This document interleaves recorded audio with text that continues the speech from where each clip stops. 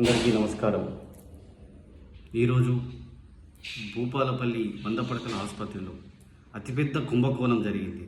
దాన్ని ప్రజల దృష్టిలో పెట్టాలి, ప్రజల మధ్యలో పెట్టాలనే ఉద్దేశంగా ఈ వీడియో చేయడం జరుగుతూ ఉన్నది.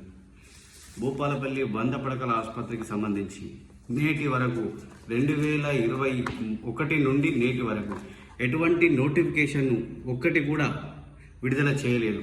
కానీ అవుట్సోర్సింగ్ ఉద్యోగస్తులు సుమారుగా 141 మందిని ఏ నోటిఫికేషన్ లేకుండా నియమించడం జరిగింది.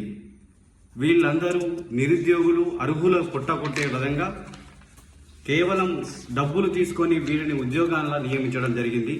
దీని మీద నేటి వరకు ఒక మీడియా కానీ, ఒక రాజకీయ నాయకుడు కానీ, ఒక అధికారి కానీ ఎటువంటి చర్యలు తీసుకోలేదు, సోషల్ మీడియాలో చూపించలేదు. కేవలం 141 మంది